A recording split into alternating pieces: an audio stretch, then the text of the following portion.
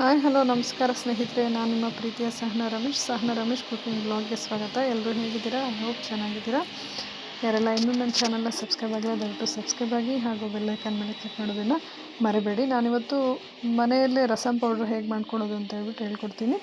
ಬೇಕಾಗಿರೋಂಥ ಇಂಗ್ರೀಡಿಯೆಂಟ್ಸ್ನ ನೋಡೋಣ. 1 ಸ್ಪೂನ್ ಸಾಸಿವೆ, 1 ಸ್ಪೂನ್ ಜೀರಿಗೆ, 1 ಸ್ಪೂನ್ ಮೆಣಸು, 1 ಸ್ಪೂನ್ ಧನಿಯಾ ಹಾಗೂ ಸ್ವಲ್ಪ ಮೆಂತ್ಯವನ್ನು ಹಾಕೋಬೇಕು. ಹಾಗೂ 1.5 ಸ್ಪೂನು ಹುರುಳಿಕಾಳನ್ನು ಹಾಕೋಬೇಕು. ಹಾಗೂ 10 ರಿಂದ 12 ಒಣಮೆಣಸಿನ್ಕಾಯಿ ಹಾಗೂ ಸ್ವಲ್ಪ ಕರಿಬೇವು, ಸ್ವಲ್ಪ ಕೊಬ್ಬರಿಯನ್ನು ತೊಗೋಬೇಕು. ಮೊದಲಿಗೆ ನಾನು ಬಾಣಲೆಯನ್ನು ಬಿಸಿ ಮಾಡಿಕೊಂಡು ಬಿಸಿಯಾದ ನಂತರ ಹುರುಳಿಕಾಳನ್ನು ಹಾಕೋತಾ ಇದ್ದೀನಿ. ಹುರುಳಿಕಾಳನ್ನು ತುಂಬ ಲೋ ಫ್ಲೇಮಲ್ಲಿ ತುಂಬ ಹದವಾಗಿ ಹುರ್ಕೊಬೇಕು. ಯಾವ ರೀತಿ ಅಂದರೆ ಕಲರ್ ಚೇಂಜ್ ಆಗಿ ಎಣ್ಣೆ ಬಿಡಬೇಕು. ಹುರುಳಿಕಾಳಲ್ಲಿ ಒಂಥರ ಎಣ್ಣೆ ಅಂಶ ಬಿಡುಗಡೆ ಆಗುತ್ತೆ, ಅಲ್ಲಿವರೆಗೂ ಚೆನ್ನಾಗಿ ಫ್ರೈ ಮಾಡ್ಕೋಬೇಕು.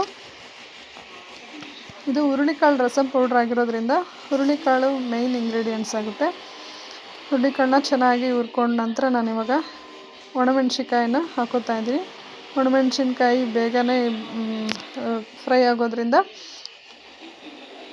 2 ನಿಮಿಷ ಬೇಗ ಫ್ರೈ ಮಾಡ್ಕೊಂಬಿಡಬೇಕು. ಫ್ರೈ ಆದ ನಂತರ ನಾನೀಗ 1 ಸ್ಪೂನ್ ಧನಿಯಾವನ್ನು ಹಾಕೋತಾ ಇದ್ದೀನಿ. ಇವೆಲ್ಲವನ್ನು ನಾವು ಏನು ಆಯಿಲನ್ನು ಉಪಯೋಗಿಸದೆ ಡ್ರೈ ಆಗಿ ಫ್ರೈ ಮಾಡ್ಕೋಬೇಕು. ನಂತರ ನಾನು 1 ಸ್ಪೂನ್ ಸಾಸಿವೆನ ಸಹ ಹಾಕೋತಾ ಇದ್ದೀನಿ. ಸಾಸಿವೆ ಎಲ್ಲ ಚಟಪಟ ಅಂದ ಕೂಡಲೇ ಪಟ್ಟಂತ ಬೇಗನೆ ಮೆಣಸನ್ನು ಹಾಕ್ಕೊಬೇಕು. ನಂತರ ನಾನು ಜೀರಿಗೆನ ಸಹ ಸೇರಿಸ್ಕೊತಾ ಇದ್ದೀನಿ. ಲಾಸ್ಟಲ್ಲಿ ಮೆಂತ್ಯವನ್ನು ಸಹ ಸೇರಿಸ್ಕೊತೀನಿ. ಮೆಂತ್ಯನ ಸ್ವಲ್ಪ ಹಾಕ್ಕೊಬೇಕು. ಹಾಕ್ಕೊಂಡು ಸ್ವಲ್ಪ ಚೆನ್ನಾಗಿ ಫ್ರೈ ಮಾಡ್ಕೊಬೇಕು. ಫ್ರೈ ಮಾಡಿದ ನಂತರ ಸ್ಟವ್ನ ಆಫ್ ಮಾಡಿಕೊಂಡು ಎಲ್ಲ ಫುಲ್ಲು ಲಾಸ್ಟಲ್ಲಿ ಕೊಬ್ಬರಿಯನ್ನು ಸಹ ಸೇರಿಸ್ಕೊತಾ ಇದ್ದೀನಿ. ಕೊಬ್ಬರಿ ಆಪ್ಷನಲ್ಲು, ಬೇಕಾದರೆ ಹಾಕ್ಕೋಬೋದು, ಬೇಡ ಅಂದರೆ ಸ್ಕಿಪ್ ಮಾಡ್ಬೋದು. ಹಾಕ್ಕೊಂಡು 2 ನಿಮಿಷ ಚೆನ್ನಾಗಿ ಫ್ರೈ ಮಾಡ್ಕೊಳ್ಳೋಣ. ಫ್ರೈ ಮಾಡ್ಕೊಂಡಿದ ನಂತರ ಲಾಸ್ಟಲ್ಲಿ ಮತ್ತೆ ಸ್ವಲ್ಪ ಕರಿಬೇವನ್ನು ಸಹ ಹಾಕ್ಕೊಳ್ಳೋಣ.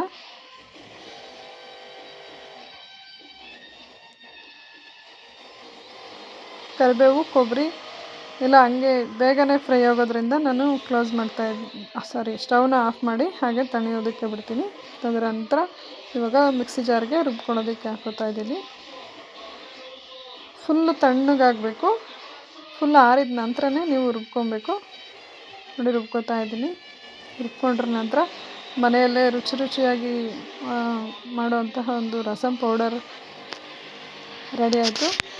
ಈ ರೆಸಿಪಿ ನಿಮ್ಗೆ ಇಷ್ಟ ಆಗಿದರೆ ದಯವಿಟ್ಟು ಲೈಕ್ ಮಾಡಿ, ಶೇರ್ ಮಾಡಿ ಹಾಗೂ ಕಮೆಂಟ್ಸ್ ಮಾಡಿ.